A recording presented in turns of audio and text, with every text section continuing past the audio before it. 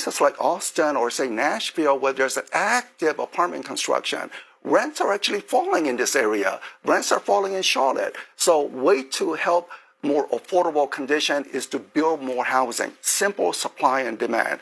I know in some areas they're looking at rent control measures, but as just about every economist would say, it may provide short-term relief for some of the renters, but it is the worst economic policy. It provides no housing supply in the future. It will intensify housing shortage. So the rent control is not the solution, but more supply, as we have seen what's occurring in, say, Atlanta, Jacksonville, more apartment supply, rents are actually falling. What is happening, though, in other parts of Florida where there's a glut? The builders have built these new homes. They're not selling. Oh, yes. So I think the builders were looking at the job market and they said, oh, people are moving into Florida, maybe in anticipation of that. Let's build more property. But Florida was hit with one unique special case that is very unique to Florida, which is the condominium reserve maintenance requirement. So buildings, older condominiums, which predates, say, 1970, they need to do a thorough maintenance, and that requires, anecdotally, what I'm hearing is that some senior citizen on fixed income needing to cut a check for $30,000 to help on some of the maintenance issue that was delayed. So those are quite substantial, and of course, we know some people don't have that type of money in the bank, so they're essentially putting the home on the market. Now, thank goodness for home prices have risen so much in Florida, at least there is a profit that people are getting from selling the property from the time that they have purchased. We'll go to Wake Forest, North Carolina. Eddie, you're a renter there. How much do you pay in rent? Yes, I'm paying $18.55 a month. For one bedroom, two bedroom? It's a 3-bedroom small home. And my wife and I, we're retired. We're on fixed income. We're going to leave this, but you can finish watching online at cspan.org. We take you live to President Trump speaking with reporters before he departs the 2025 NATO summit in The Hague, Netherlands. You're watching C-SPAN 2. Wonderful countries. But I want to thank you for joining us at the conclusion of a highly productive NATO summit in the Netherlands. I want to thank them for the royal treatment they've given us. Couldn't have been nicer. And it's a beautiful country, really a beautiful country. Coming in, I saw the most beautiful trees. In fact, I want to bring some back with me. I want to also thank, I had breakfast this morning with the King and Queen, and they're incredible people. I said, your central casting, beautiful people, great people, big, beautiful heart. And I enjoyed that. And also NATO Secretary General Mark Rutte, who's been terrific. He's been a friend of mine. Used to be right here running this wonderful country. Now he's the NATO Secretary General. He's doing a fantastic job. And the Prime Minister, we appreciate everything you've done. And as you know, last weekend, the United States successfully carried out a massive precision strike on Iran's nuclear enrichment facilities, and it was very, very successful. It was called obliteration. No other military on earth could have done it, and now this incredible exercise of American strength has paved the way for peace with a historic ceasefire agreement late Monday, and we call it the 12-day war. Spoke to a few people. I guess that just sounded like the right name. It was a 12-day war. And we think it's over. I don't think they're going to be going back at each other. I don't think so. Not only have we dealt decisively with the critical threat of Iran's nuclear program, which was what I wanted. I said, Iran cannot have a nuclear weapon. I've said that for 15 years, long before I decided to do the political thing. But we've also reasserted the credibility of American deterrence, which is like no other. The people at NATO said this. Never been anything. You know, I rebuilt the entire military during my first term. And we have a great military. We have great generals. I got to know the good ones and the bad ones. We kept the good ones. Over the past 2 days, I was honored to participate in the NATO leaders meeting and also had extremely good individual discussions with the King and the Queen, Secretary General Rutte, and the Prime Minister. Great discussions.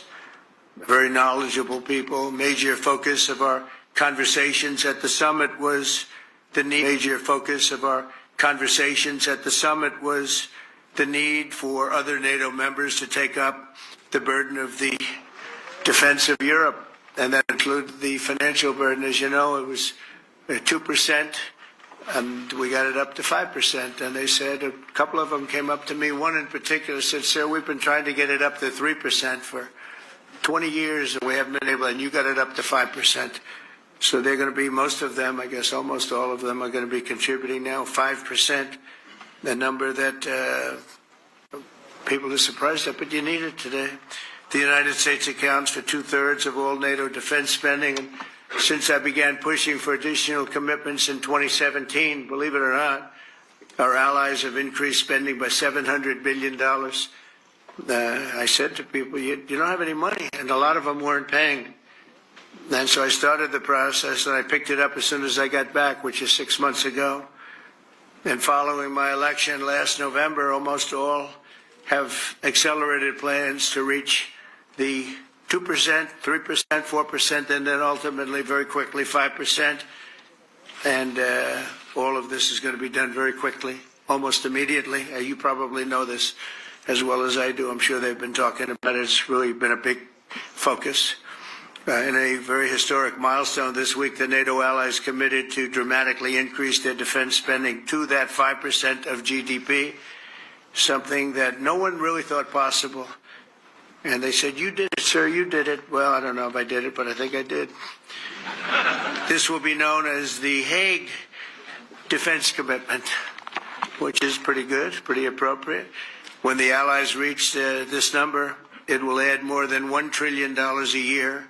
Think of that, $1 trillion per year to our common defense, and this is a monument really to victory, but it's a monumental win for the United States, because we were carrying much more than our fair share. It was quite unfair, actually. But this is a big win for Europe and for actually Western civilization.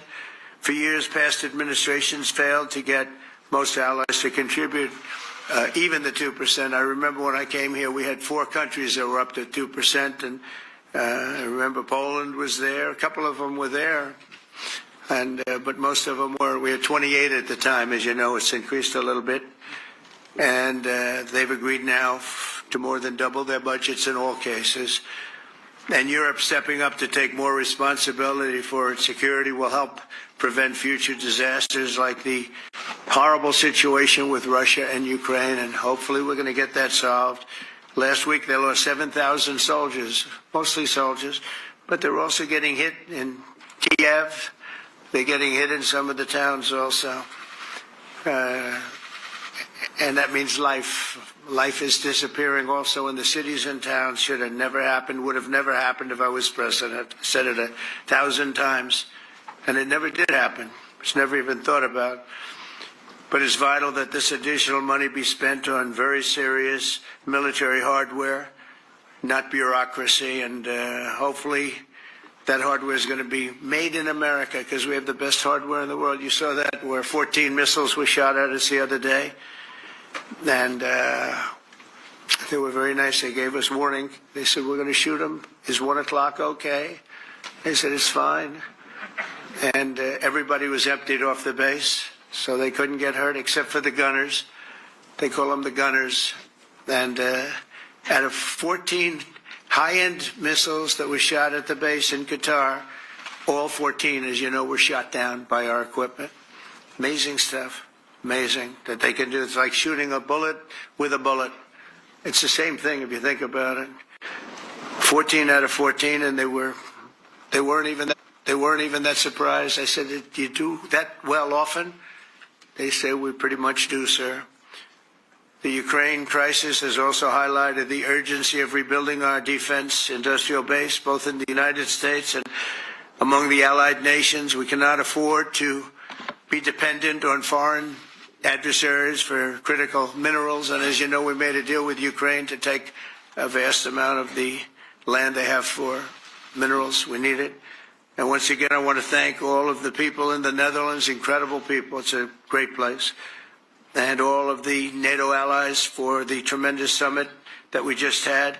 A letter just came in, and a statement came in from the Atomic Energy Commission of Israel. And I just wanted, this is an official letter, and they're very serious people, as you know. The devastating U.S. strike on Fordo destroyed the site's critical infrastructure and rendered the enrichment facility totally inoperable. It was devastated. We assess that the American strikes on Iran's nuclear facilities has set back Iran's ability to develop nuclear weapons for many years to come. This achievement can continue indefinitely if Iran does not get access to nuclear material, which it won't.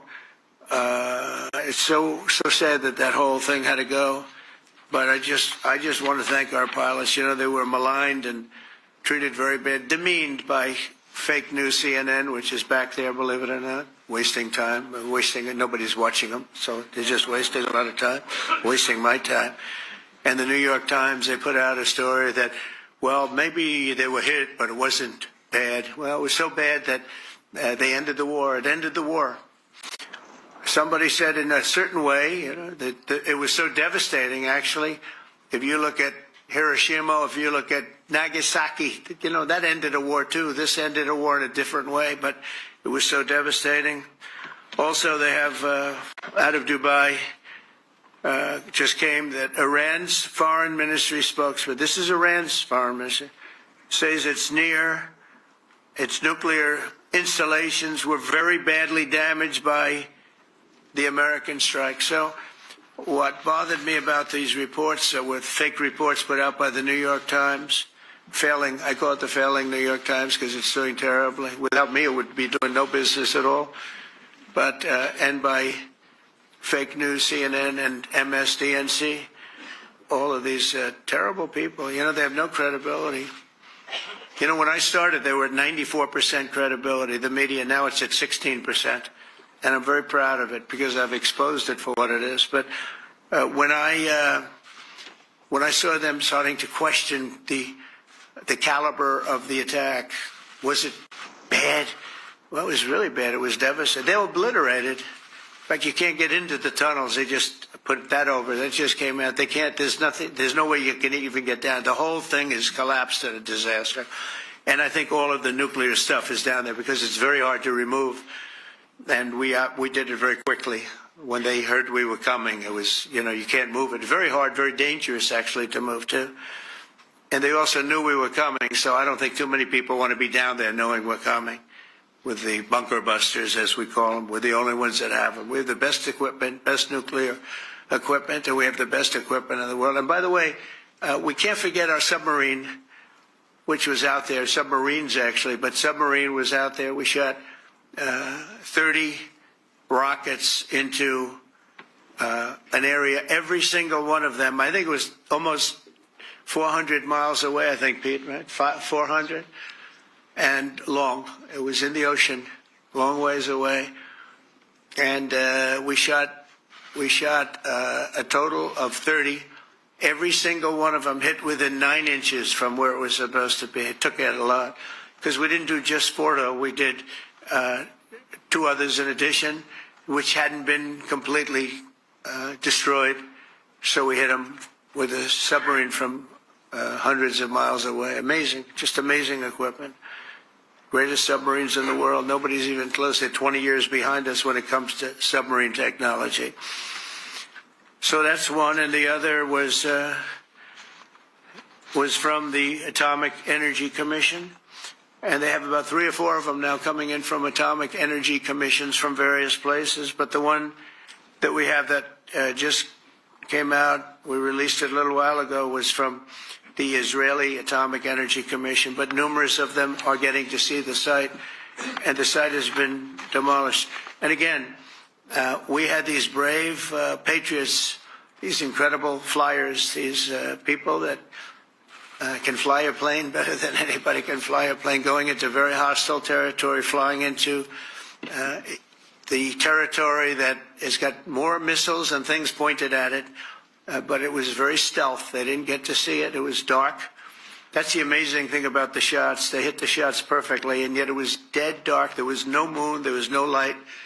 It was virtually moonless. It was very dark, and the shots were hit perfectly. But when they get demeaned, and they were very upset about it because they knew how strong it would be. Back in Missouri, the pilots flew about 36 hours, two ways, far distance, and in those incredible B-2s. And we then had the F-22s, and we had the F-35s, and we had other planes, and we had, I think, a total of 52 tankers. That means the big tankers, because the refueling was a lot for all of the different planes that we sent. Incredible operation, and I have to say, General Raisin Cain was incredible. That's why he beat ISIS, and we beat ISIS in a matter of weeks. I was told it would take 4 to 5 years. We did it in a few weeks, and he was great. That's why he's the head of the Joint Chiefs of Staff right now, because I had a very good experience with him. He knocked out ISIS in a period of literally a few weeks. Amazing. And it was supposed to take a few years, 5 years to be exact. So we had a great victory there, and we then came here, and I think we had a great victory here. But this is an ongoing project. This is the safety of Europe, the safety of the world.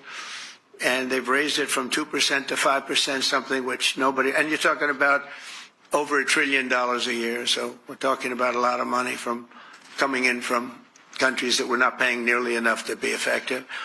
So I have, as you know, Marco Rubio with me, and Pete Hegseth, Secretary of State and Secretary of War. Should we say Secretary? You know, it used to be called Secretary of War. Maybe for a couple of weeks we'll call it that, because we feel like warriors. It used to be called Secretary of War. In fact, if you look at the old building next to the White House, you can see where it used to be Secretary of War. Then we became politically correct, and they called it Secretary of Defense. I don't know, maybe we'll have to start thinking about changing it, but we feel that way.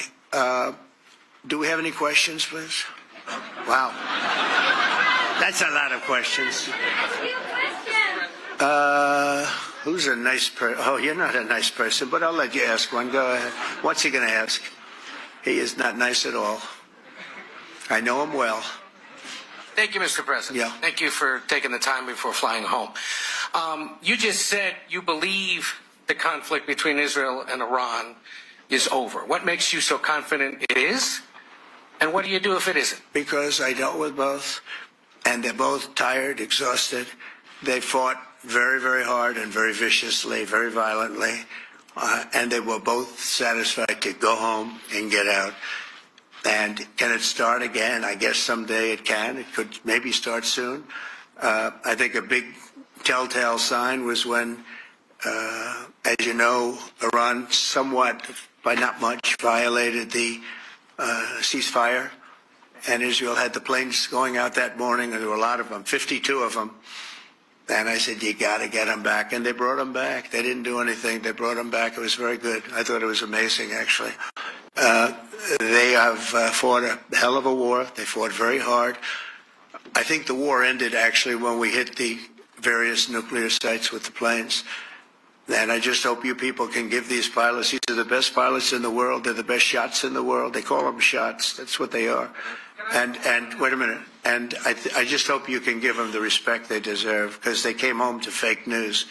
And like, oh, gee, there was hardly any damage. The things are decimated. So, but I think, no, I think they're very much finished. I think Israel's going to get back to doing what they do, and I think that Iran's going to get back. You know, Iran has a huge advantage. They have great oil, and they can do things. I don't see them getting back involved in the nuclear business anymore. I think they've had it. They've been at it for 20 years, and I don't see that happening either. Now, if it does, we're always there. It won't be me. It'll be somebody else, but we're there. We'll have to do something about it.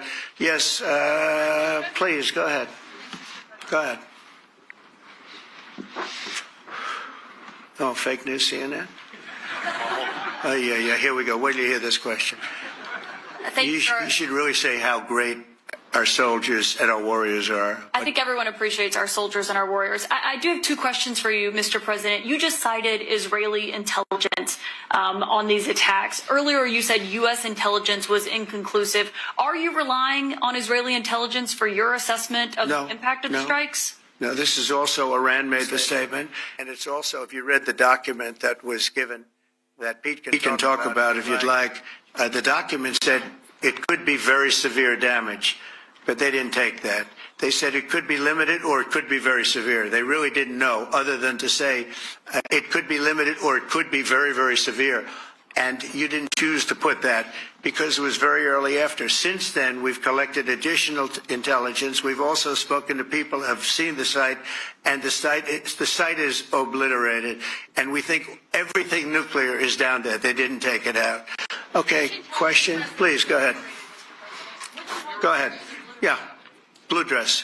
Thank you so much, Mr. President. Yesterday, you said China can now continue to purchase oil from Iran. Yeah. Are you giving up on your maximum pressure campaign? Because there are sanctions right now. With who? On Iran. No, look, they just had a war. The war was fought. They fought it bravely. I'm not giving up. They're in the oil business. I mean, I could stop it if I wanted. I could sell China the oil myself. I don't want to do that. They're going to need money to put that country back into shape. We want to see that happen. Would it? No, if they're going to sell oil, they're going to sell oil. We're not taking over the oil. We could have, you know. I used to say with Iraq, keep the oil. I could say it here, too. We could have kept the oil. No, China is going to want to buy oil. They can buy it from us. They can buy it from other people. But you're going to have to put that country back into shape. It desperately needs money. Yeah. Yeah, please. Here we go. I'm picking the beauties today. Go ahead. Mr. President, Secretary General Rutte has described President Putin as an adversary, a threat, an enemy. Do you view him the same way? And in addition to that, you mentioned General Kane, your chief of staff, the chairman of the Joint Chiefs of Staff. General Kane. Yes, he has said that Mr. Putin has territorial ambitions beyond Ukraine. Do you view that in the same way? Possible. I mean, it's possible. I know one thing. He'd like to settle. He'd like to get out of this thing. It's a mess for him. He called the other day. He said, can I help you with Iran? I said, no, you can help me with Russia. Because, you know, in the last few weeks, we took care of India and Pakistan, Kosovo, Serbia. I think on Friday we have coming in the Congo is coming in, and Rwanda is coming in. That was a vicious war that went on, a machete war, heads chopped off all over Africa. They're coming in. We did two others in addition to that. Nobody's ever done anything like this.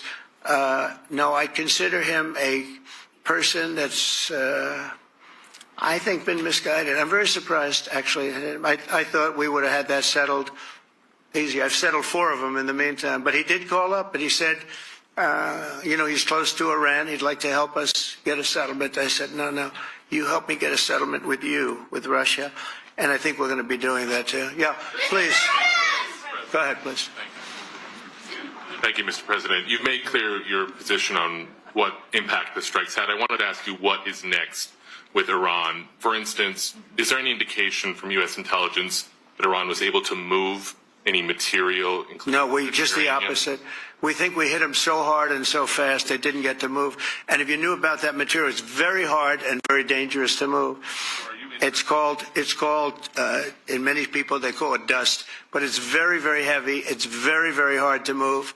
And they were way down. You know, they're 30 stories down. They're literally 30, 35 stories down underground. You think you got it all? Oh yeah, we think we got it. We think it's covered with granite, concrete, and steel. Can I ask you, are you interested in restarting negotiations with Iran? And if so, have they received? So our people, Marco could answer this, but our people are not. I'm not. The way I look at it, they fought. The war's done, and you know, I could get a statement that they're not going to go nuclear. We're probably going to ask for that, but they're not going to be doing it. But they're not going to be doing it anyway. They've had it. They've had it. Now, maybe someday in the future we'll want that. But I've asked Marco, do you want to draw, I just asked him the question as we were walking on the stage, do you want to draw up a little agreement for them to sign? Because I think we can get them to sign it. I don't think it's necessary. Marco, do you want to talk about that, please? Well, Mr. President, I think President Trump has shown a willingness to meet and talk to anybody in the world who's interested in peace.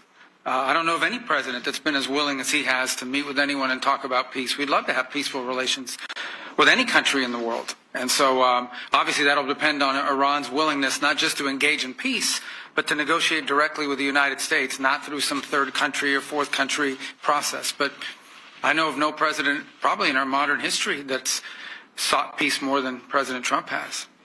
Sounds like the door is open, but you're in no rush. Is that right? Sounds like the door is open. But I'll tell you what, look, we're going to talk to them next week with Iran. We may sign an agreement. I don't know. To me, I don't think it's that necessary. I mean, they had a war, they fought. Now they're going back to their world. I don't care if I have an agreement or not. The only thing we'd be asking for is what we were asking for before about we want no nuclear, but we destroyed the nuclear. In other words, it's destroyed. I said Iran will not have nuclear. Well, we blew it up. It's blown up to kingdom come. And so I don't feel very strongly about it. If we got a document, wouldn't be bad. We're going to meet with them, actually. We're going to meet with them. Yeah. Yeah, go ahead, please. Yes. Mr. President, Netherlands TV, thank you for visiting our country. Good. As I understood, Thank you. I, of course, would like to know how you slept last night at the House of the King. Oh, I slept beautifully. But probably a more serious question. I think you just had a meeting with President Zelensky. Did you discuss any ceasefire in this Russo-Ukrainian? No, I wanted to know how he's doing. He was very nice, actually. You know, we had little rough times sometimes. He was couldn't have been nicer. I think he'd like to see an end to this. I do. I think what I took from the meeting couldn't have been nicer, actually. But I took from the meeting that he'd like to see it end. I think it's a great time to end it. I'm going to speak to Vladimir Putin, see if we can get it ended. But look, these are brave people. They're fighting these wars all over the place. You know, last week they had, I guess, I told you, close to 7,000 young soldiers, Russian and Ukrainian soldiers were killed, 7,000 in 1 week. It's crazy. It's crazy. So I'll be speaking to Putin. No, I had a good meeting with Zelensky. And I had a lot of good meetings. We had a lot of good meetings with a lot of people, a lot of great leaders. But he's fighting a brave battle. It's a tough battle. Yeah. Go ahead, white dress. Thank you. Ida Hallikainen from Finland, Ilta-Sanomat. You have played golf with President Alexander Stubb. How do you see Finland as a NATO ally and partner, and how would you describe your relationship with our president? Well, he's a very good golfer, okay? In fact, he was on his college golf team. He went to a good college in the South, as you know, a very good college, and he was a good golfer. We had a good time. I think my relationship's great. I want to buy icebreakers. You know, you're very good at icebreakers. And I actually made him an offer. I didn't go to Congress. They'll try and impeach me for this. But there's an old, it's not old, it's fairly new, but it's used icebreaker. And I offered him about 1/3 of what he asked for. But we're negotiating. We need icebreakers in the U.S. And if we can get some inexpensively, I'd like to do that. Actually, they'll fix it up, make it good. Also, we may buy some icebreakers. You know, that you're the king of icebreakers, that particular country. They make them good. They make them really good, and they know what they're doing. And so we're negotiating with them for about 15 different icebreakers. But one of them is available now. It's old, and it's, old. It's like 5-6 years old. And we're trying to buy it. I'm trying to make a good deal. All I do my whole life. My whole life, that's all I do is make deals. Yeah, please. Go ahead. Sir, go ahead. Yeah, a question for NewsHour, Dutch TV. First of all, on Article 5, on your way here, you spoke about the commitment of the U.S. to Article 5, saying, I'll give you my definition once we're here. Yeah. What is your definition, and may the U.S. commitment to Article 5 change in case some of the NATO members do not reach the threshold that was discussed today? My second question is following up on a colleague on Iran. What intel reports do say that everything over there was obliterated? Yeah, well, there are numerous of those reports, and they're coming out fast and furious. But the most respected ones we've already seen. And I will say that on a very confidential basis, they're looking at the reports, like numerous reports, and including people going to the site and checking the site. and they're going to be having, I guess you're going to be having over the next couple of days you're going to encapsulate it. But no, the site was obliterated, just like I said it was, and just like the pilots should be given credit for. As far as Article 5, look, when I came here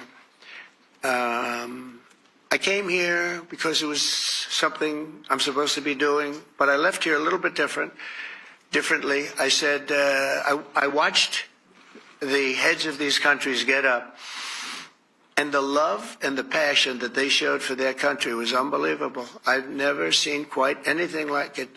They want to protect their country, and they need the United States. And without the United States, it's not going to be the same. And you can ask Mark, or you can ask any of the people that were there. It was really moving to see it. They love their country. They were so respectful of me because I'm the head of the United States. And I made, the King of Saudi Arabia, when I was in the Middle East, so I was in Qatar for a different reason, not a reason to get shot at. We were in there for economic development reasons, Qatar, UAE, and Saudi Arabia. All three leaders of those countries, and we took back $5.1 trillion into the United States. All three leaders said, you're presiding over the hottest country in the world. The United States right now is the hottest country. Everybody wants to be there. Everybody wants a piece of it. He said, a year ago, your country was dead. You had a deadhead running it. You had a country that was dead, and it was dead. You had people pouring through the borders. You had inflation. You had everything. He said, you've made it in 5 months at that time. You've made it the hottest country. This is the hottest country in the world. The United States right now is the hottest country in the world. And when I was around that table, it was a nice group of people, many of whom I knew from previous. When I saw the passion they had for the country, and almost everyone, and you probably have the tapes, it was very public, but almost every one of them said, thank God for the United States. Without the United States, they couldn't really have NATO. It wouldn't work. It wouldn't work. It will in the future because now they're paying much more money, but it wouldn't work. It was great. And I left here differently. I left here saying that these people really love their countries. It's not a ripoff, and we're here to help them protect their country. Okay, we'll do one or two more. Thank you, Mr. President. Yeah. A question on Spain. Are you satisfied with today? Oh, I think Spain's terrible what they've done. No, I do. They're the only country that won't pay the full up. They want to stay at 2%. I think it's terrible. And, they're doing very well. The economy is very well. And that economy could be blown right out of the water with something bad happening. Spain is the only country that... Are you from Spain? Yeah. Good, congratulations. You're the only country that is not paying. I don't know what the problem is. I think it's too bad. So we'll make it up. You know what we're going to do? We're negotiating with Spain on a trade deal. We're going to make them pay twice as much. And I'm actually serious about that. We're going to make Spain... I like Spain. I have so many people from Spain that it's a great place and they're great people.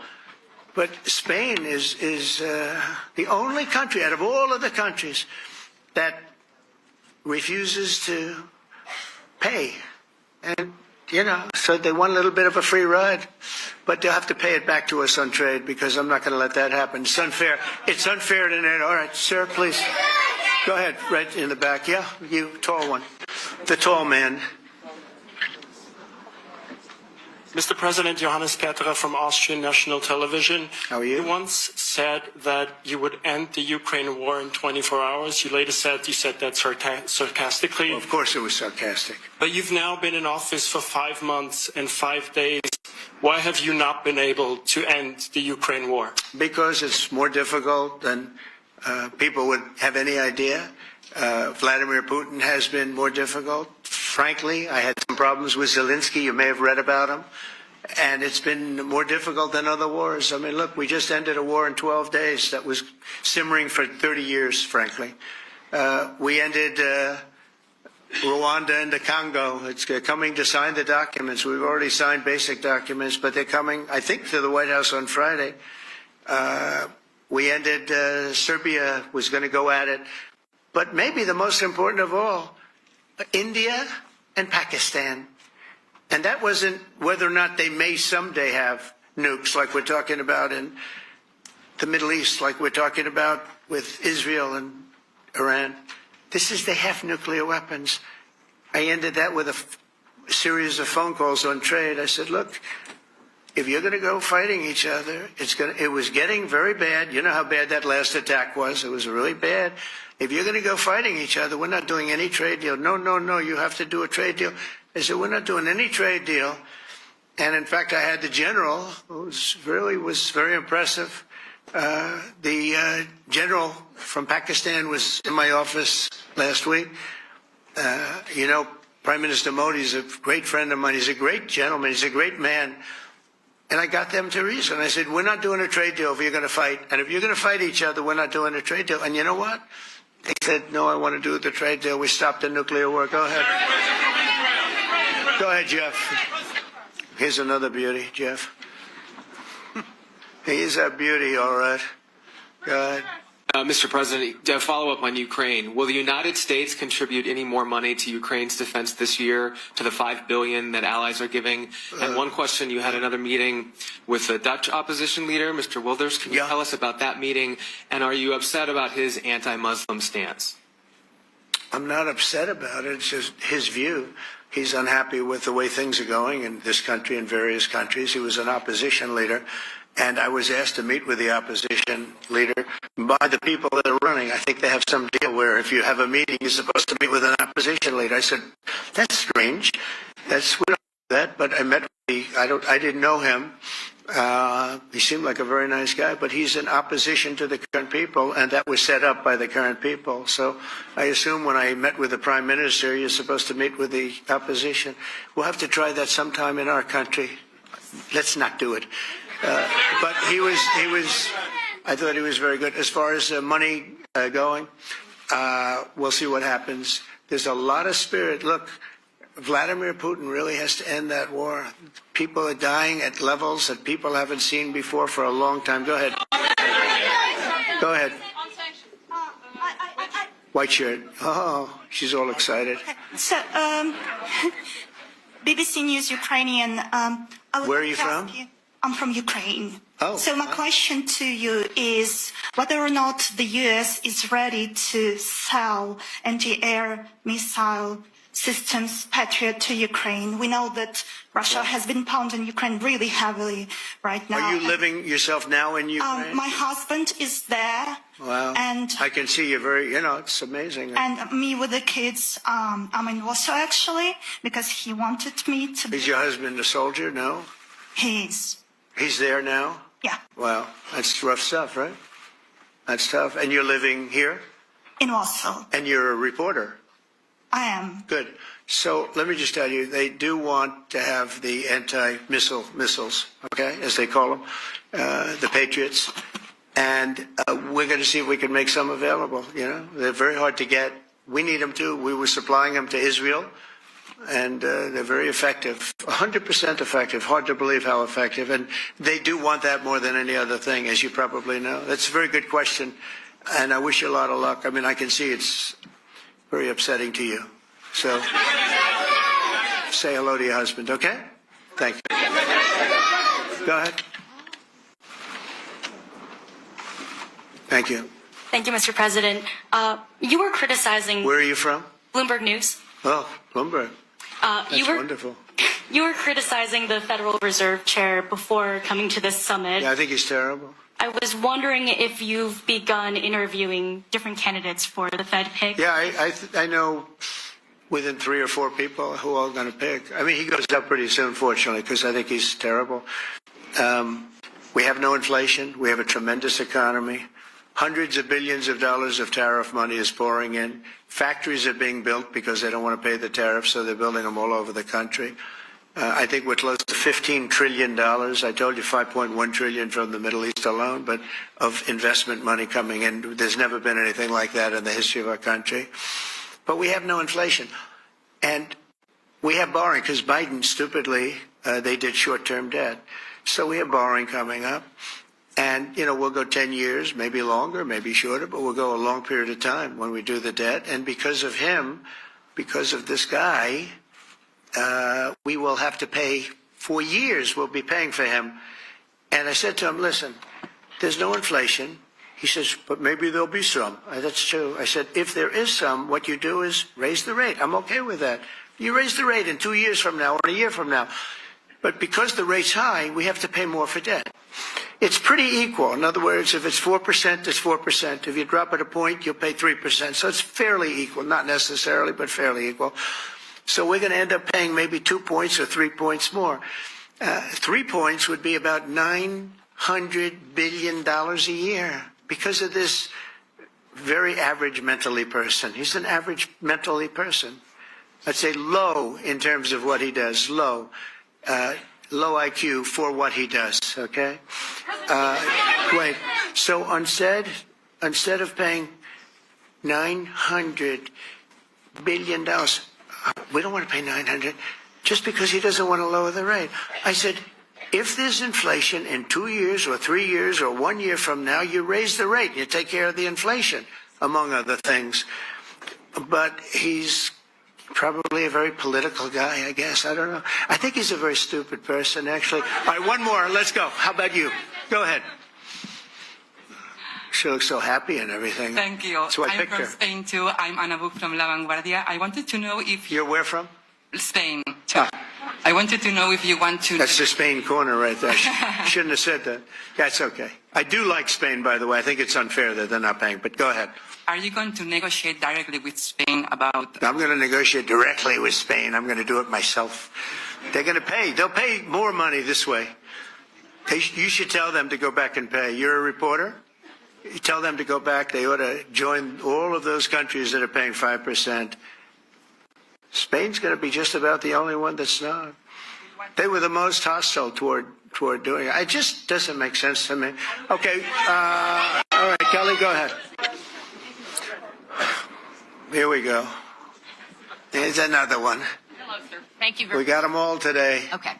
So, Mr. President, you talked about expecting some on-the-ground assessments at Fordo and other sites. Now is that Israeli and U.S.? It's been obliterated, Kelly. It's been what is your message then, sir, to the intelligence community when they present reports? You're not disputing the DIA report. You're just... They presented a report that wasn't finished. We're talking about something that took place 3 days ago. I understand that. The report was done 2 days ago. Wait a minute. Yes. They didn't see it. All they can do is take a guess. Now, if you take a look at the pictures, if you take a look how it's all blackened, you know the fire and brimstone is all underground because it's granite and it's all underground. You don't show it. But even there, with all of that being said, the whole area for 75 yards around the hole where it hit is black with fire. The group that's run by this gentleman, in fact, you may want to talk about it for a second because we're going to issue a report. And I think it's not even a very exciting report at this point. It's been obliterated, totally obliterated.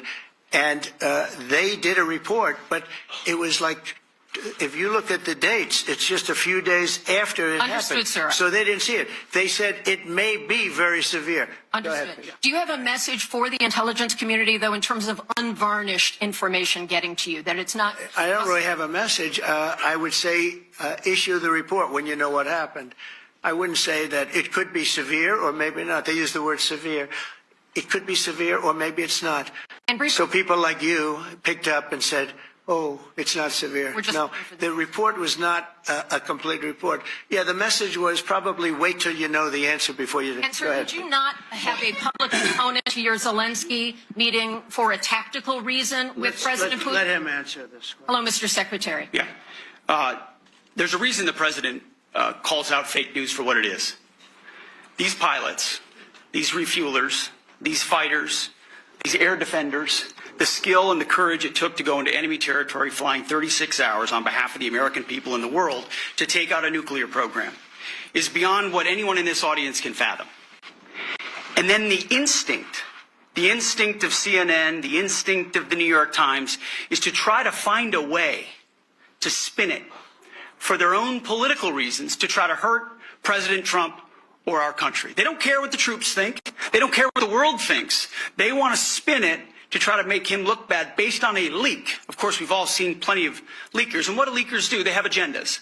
And what do? Do they share the whole information or just the part that they want to introduce? And when they introduce that preliminary report that's deemed to be a low assessment. Do you know what a low assessment means? Low confidence in the data in that report. And why is there low confidence?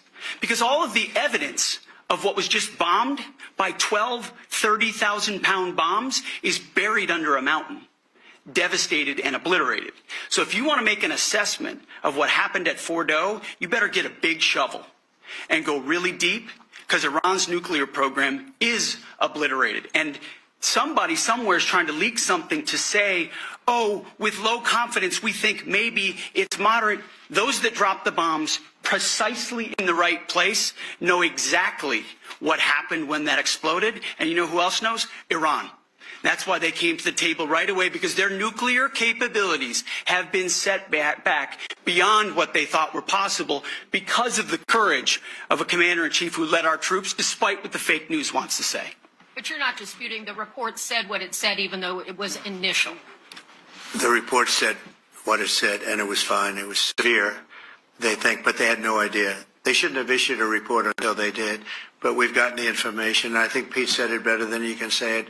And, you know, you should be proud, you, especially you, should be proud of those pilots, and you shouldn't be trying to demean them. No, those pilots flew at great risk, a big chance that they'd never come back home and see their husbands or their wives. Let me just tell you, you and NBC, fake news, which is one of the worst, and CNN, New York Times, are all bad. They're sick. There's something wrong with them. But you know what? You should be praising those people instead of trying to find something. By getting me, by trying to go and get me, you're hurting those people. They were devastated. You know, I got a call from Missouri, great state, that I won 3 times by a lot. And I got a call that the pilots and the people on the plane were devastated because they were trying to minimize the attack. And they all said it was hit. But we don't think it was really maybe hit that badly. And they were devastated. They put their lives on the line, and then they have, and I'm not referring to you, but real scum come out and write reports that are as negative as they could possibly be. It should be the opposite. You should make them heroes and heroines. You should make them really people that they were so devastated when they heard this news. And you know what they said? One of them, I spoke to one of them, said, "Sir, we hit the site. It was perfect. It was dead on." Because they don't understand fake news, because they have a normal life, except they have to fly very big, very fast planes. But it's a shame. You should be making them heroes. All right, in the back. Go ahead, back, white, yeah. White jacket, yeah.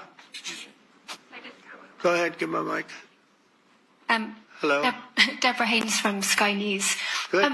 Mark Rutte, the NATO chief, who is your friend, he called you daddy earlier. Do you regard your NATO allies as kind of children? No, he likes me. I think he likes me. If he doesn't, I'll let you know. I'll come back and I'll hit him hard, okay? No? He did it very affectionately. Daddy, you're my daddy. Do you regard your NATO allies, though, as kind of like children, and they're obviously listening to you and they're spending more, and you're obviously appreciative of that, but do you hope that actually they're going to be able to defend themselves, defend Europe on their own? I think they need help a little bit at the beginning, and I think they'll be able to, and I think they're going to remember this day.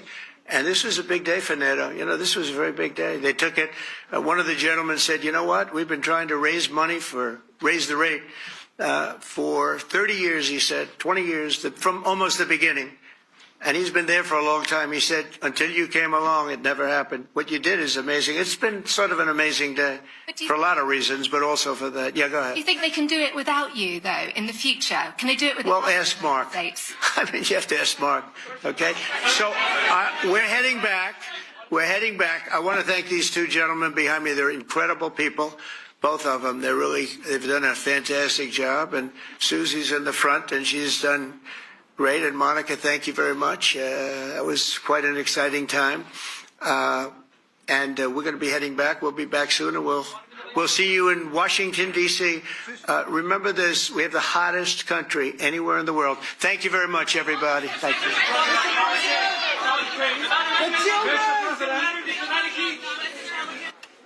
We'll take you live now to hear from Attorney General Pam Bunn.